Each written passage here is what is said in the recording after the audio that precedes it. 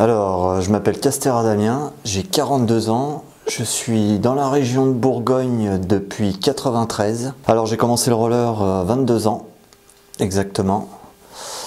Donc ça fait 20 ans que je roule, intensivement. J'ai commencé à rouler à Chalon-sur-Saône. En fait, c'est parti d'un pari avec quelqu'un qui pratiquait. Et du coup, pour gagner le pari, je me suis mis au roller et du coup, j'ai continué, ça m'a plu, j'ai continué. Et on a pratiqué pendant, jusqu'à aujourd'hui, quoi. Avec une petite pause de 3 ans, entre-temps. Alors quand j'ai commencé, c'était pas un sport très médiatique. C'était plutôt un sport un peu comme le skateboard. Tu vois, underground, vachement dans l'esprit rebelle. Et au jour d'aujourd'hui, vu l'évolution avec les JO, ça commence vraiment à porter ses fruits, ça commence vraiment à se démocratiser et à prendre une ampleur, on va dire olympique, pour le coup. C'est vraiment des sports qui commencent à vraiment évoluer, vraiment être connus et qui montent en flèche, quoi. Donc j'espère que ça va continuer, ça va sûrement continuer. Et la progression va être bonne, je pense. Alors quand j'ai commencé, moi, il y avait très peu de ce qu'on appelle aujourd'hui des structures comme les skateparks, comme au Pré-Saint-Jean qui existent. Donc on pratiquait beaucoup dans la rue en fait, ce qu'ils appellent le street. Et c'est pas du tout la même forme qu'on voit aujourd'hui en structure. C'est très sauvage, quoi. Donc on utilise le mobilier urbain, ce qui est désagréable pour les citoyens. Et c'est souvent un jeu, un chat, enfin c'est pas du tout la même pratique. Il faut rechercher des spots, enfin des endroits où pratiquer. Il faut que ce soit praticable, bien sûr. Et c'est pas du tout la même pratique dans le terme physique et effort. Quel bol. Alors, comparé aujourd'hui, il y a beaucoup de structures comme le parc Pré-Saint-Jean qui existent, donc on appelle ça des skateparks. Et c'est pas du tout la même pratique. C'est moins dans l'effort, c'est plus dans la continuité en termes techniques de ligne, c'est plus visuel aussi.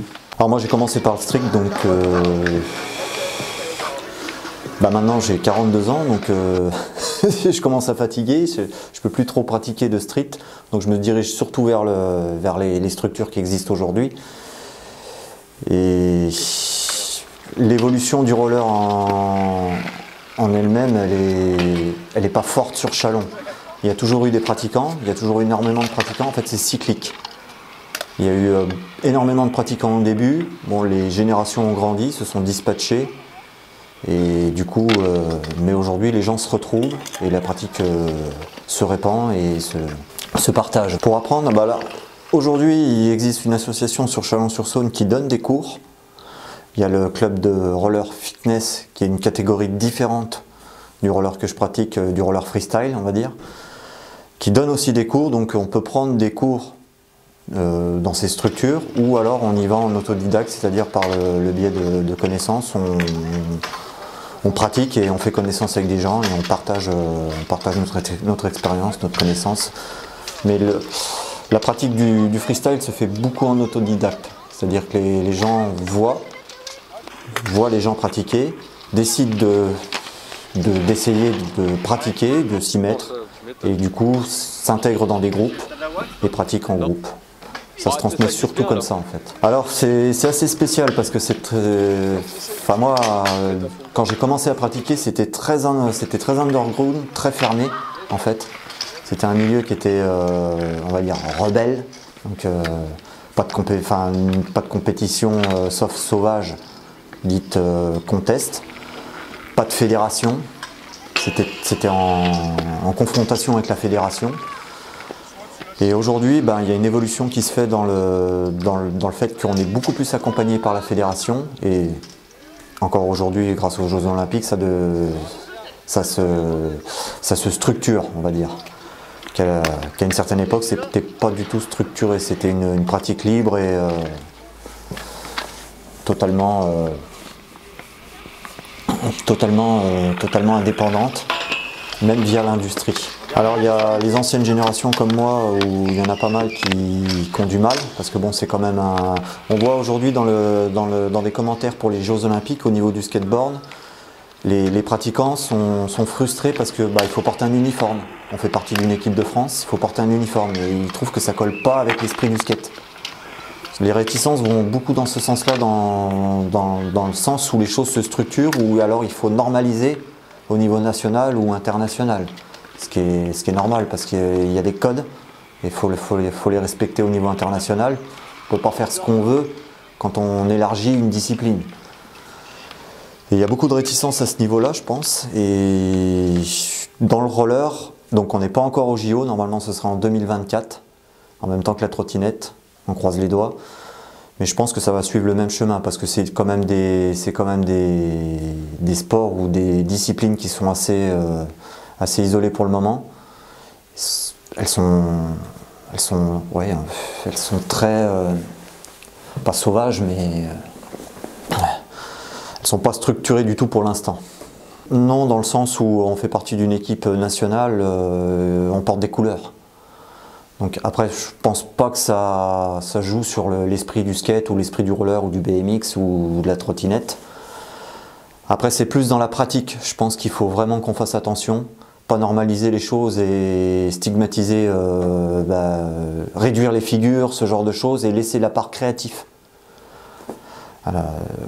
Aujourd'hui, dans les Jeux Olympiques, ils font ce qu'ils appellent des... comment que ça s'appelle? Genre en patinage artistique, des programmes. Ils font un programme. Nous, il faut que ça reste un run. Il faut que ça reste créatif. Il faut que le participant puisse utiliser la structure comme il veut et pas qu'on se donne de limites dans l'utilisation de la structure. En contest, aujourd'hui, on voit beaucoup de choses où les gens trouvent des façons de pratiquer qui sortent l'élément ou la structure du contexte. Il faut qu'on garde cet esprit-là, je pense. Quelqu'un qui se fait plaisir, avant tout, et qui partage sa passion, et voilà, quelqu'un qui se fait plaisir qui prend plaisir à rouler et qui transmet, qui partage sa passion. Très bien, est-ce que tu peux nous montrer un roller et expliquer comment on s'en sert pour son activité, quoi? Alors ça, c'est un patin freestyle.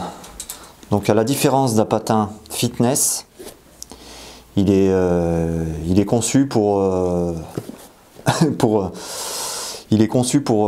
la glisse sur des structures comme des murets, des rails. Vous avez toute la partie soul plate et green plate qui est conçue pour prendre un tas de structures différentes autres que le sol. C'est pas du tout la même sensation qu'un patin de promenade ou de fitness. C'est très costaud. Voilà, après je peux pas trop te donner de termes techniques sur le produit lui-même. Je fais partie d'une association sur Châlons qui s'appelle All for Tricks. Et j'invite tous les gens qui vont regarder ce reportage, s'ils veulent découvrir ce qu'est le roller, en partie avec les autres disciplines bien sûr, puisqu'on pratique les 4 disciplines, le roller, le BMX, la trottinette et le skate dans cette association. On organise un événement le 28 août, qui est un contexte, une compétition de roller, où si les gens veulent découvrir la pratique du roller, freestyle ou autre, je les invite à venir à cet événement et à prendre connaissance des différentes disciplines qui constituent la glisse urbaine. Alors il y a eu une association de rollers qui n'avait pas du tout le même but, qui était plutôt dans la diffusion de fanzines. Alors je ne me rappelle plus du nom parce que moi j'ai pris en cours, cette association existait déjà. Je ne sais pas si c'est pas Raska, non? Je crois que c'est Raska, c'était Raska le nom de l'association, où on pratiquait le roller de façon, donc comme on n'avait pas de structure, où on pratiquait le roller et on diffusait un fanzine gratuit avec justement la vie du roller, tout ce qu'apportait le roller et tout ce que pouvait engendrer le roller, pas sur Châlons mais national. Alors personnellement, moi le roller ça m'a apporté déjà un plaisir de sport, des contacts. J'ai fait connaissance avec des gens d'un autre milieu social, qui était complètement différent du mien. Une confiance en soi, parce que c'est des sports qui sont dits agressifs et freestyle, donc il faut s'engager physiquement et mentalement. Ça m'a apporté aussi tout le côté visuel de l'industrie, d'une industrie, tout ce que ça apporte à côté, des métiers qui gravitent autour, comme la vidéo, le son, et tout le textile aussi. Petit clin d'œil à Sacha. Et ça m'a apporté aussi beaucoup de confiance en moi en fait. Déjà de prendre contact avec des gens qui pratiquent, premièrement, et puis de pratiquer et surtout pour les néophytes, ceux qui commencent, pas lâcher l'affaire. Quand on commence, on a souvent tendance à trouver ça difficile, dur ou peut-être dangereux pour certains, mais c'est de ne pas lâcher l'affaire. Venez nombreux dans la pratique du roller.